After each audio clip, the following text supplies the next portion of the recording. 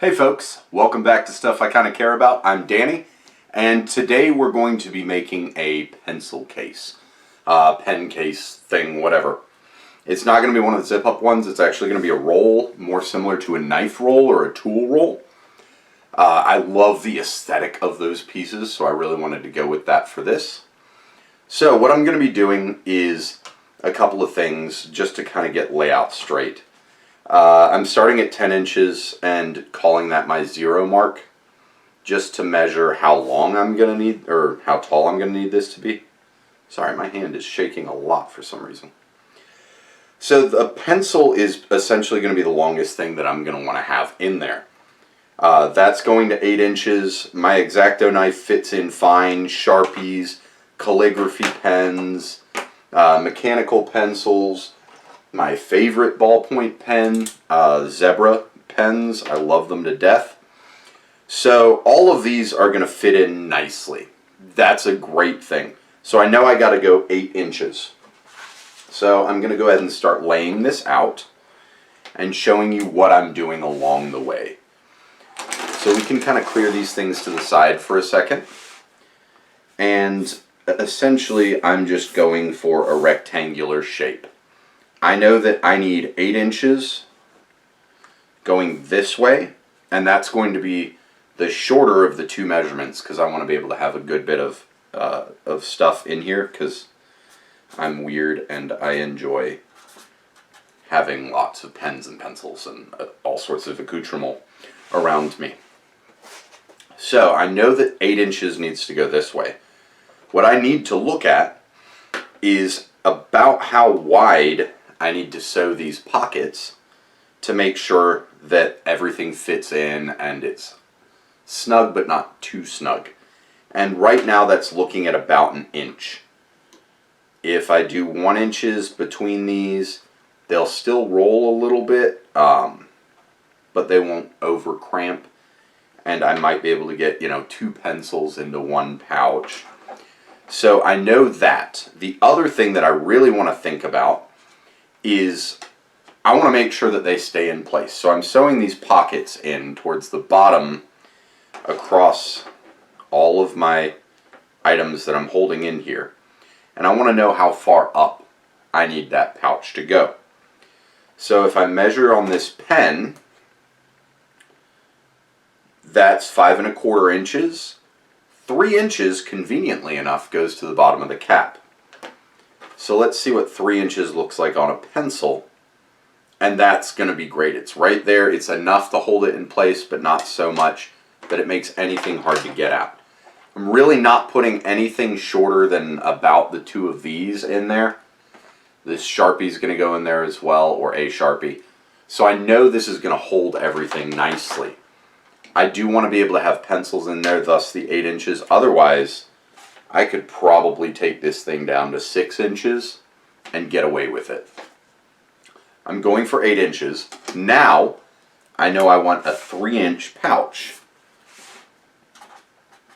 on this. So I've got that measurement written down. What about things going out the other end? I want to be able to get them out, but when this is rolled up and ready to pack, I don't want anything going out the other end. So I'm actually just going to marry that 3-inch patch onto the top. And I'm going to make it so that that just folds over into place. So right now, this is what we're looking at. It's pretty simple, straightforward. I'm liking this. I'm digging it.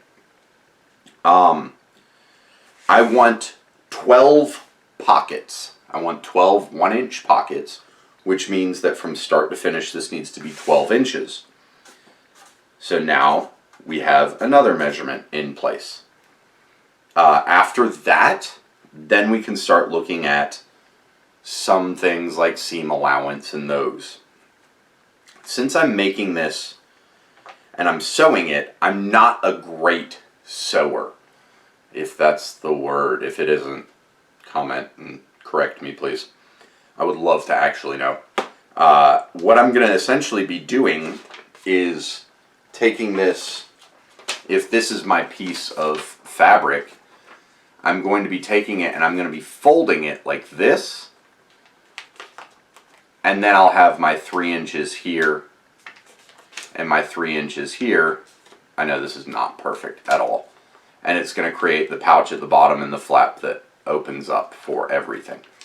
I may add little tabs here that can fold in, and then this folds over and everything rolls up. I'm not certain about that yet. We'll get to that when we come to it. This video is purely planning phase, and I know I can get the basics of this down.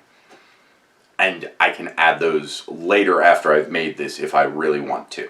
I'm probably going to mess this up a few times. It's okay. I can cut the seams out and re-sew it. So what I need to do, since I'm using one continuous piece of fabric, is I need to do the math and figure out exactly how tall this thing is, and then that'll be times 2. So I have 8, 3, and 3, that's 14. So 14 times 2 is 28. And then I've got a 12-inch width on this. Now, you have to think seam allowance, and this is one of the few things I know about sewing, is that you want a 1/2 inch seam allowance every time a piece of fabric hits a seam.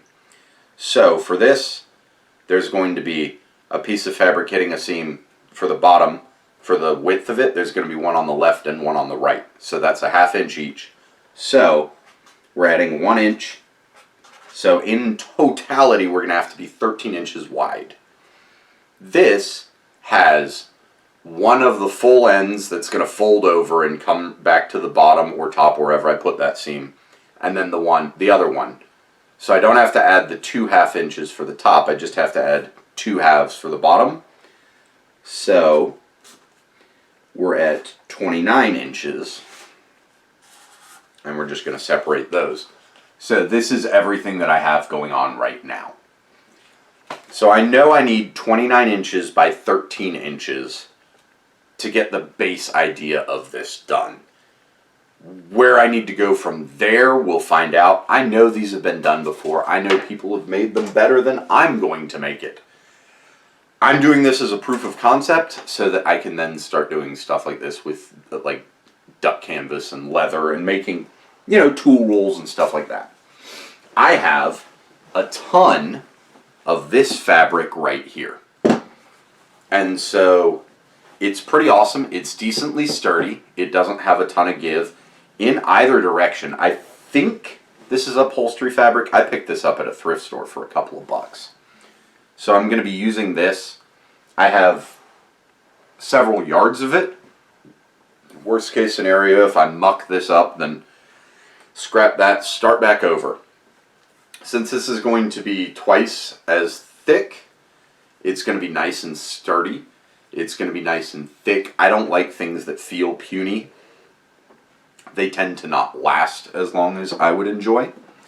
So I'm going to measure out a 29 by 13 inch rectangle of this, cut it out, start pinning things into place, start looking at what I'm doing. Ooh, I may want to add to that. Just remembered I might be hemming this. I think I'm going to go 30. I know what I'm going to do. So, I'm going to go for 30 inches, and I'm going to hem the bottom. Just this right here is going to be hemmed. I'm actually going to sew these vertical seams in reverse, like a pillow is done, or actually like your t-shirt's done, where the seam's on the inside. So essentially what I'm going to do is I'm going to sew it like this together, and then I'm going to flip it inside out so that it hides that seam. You'll see when I get there. So I'm going to go ahead and upload this. This will be your video for tonight. I'm probably going to try to get the next part of this up Wednesday or Thursday and just keep rolling through this. Don't worry, I am going back to the guest book making of video hopefully later this week as well. I also, fun fact, I did a podcast yesterday with my friend Joshua Peak, who's a content creator. He's got a really cool channel, a lot of fun stuff on there. If you're interested in checking his stuff out, I'm going to have his channel linked in the description. He's also on Instagram. He does a podcast, so I'll have that linked for you. He's got a couple of separate things happening there. And then, of course, all my info is going to be linked in the description for Twitter, Instagram, that stuff. If you're liking what I'm doing, please stop by, drop something in the comments, let me know. If you're not liking it, please let me know. I would love to get feedback from all of you watching this. I know that I know that this isn't like a big thing. I'm not monetized. I'm not making money off of this, but I still love hearing from you guys. I still want to know what's going on, what you're thinking I should be doing next. I promise you blacksmithing videos are coming. I've already been talking to a buddy of mine in Colombia. I'm going to go out and spend the day with him, try to make a couple of videos out of that. So, keep me posted. Let me know what you're thinking. And as always, thanks for coming by. Please continue to be wonderful to yourself. I'll catch you cool cats later.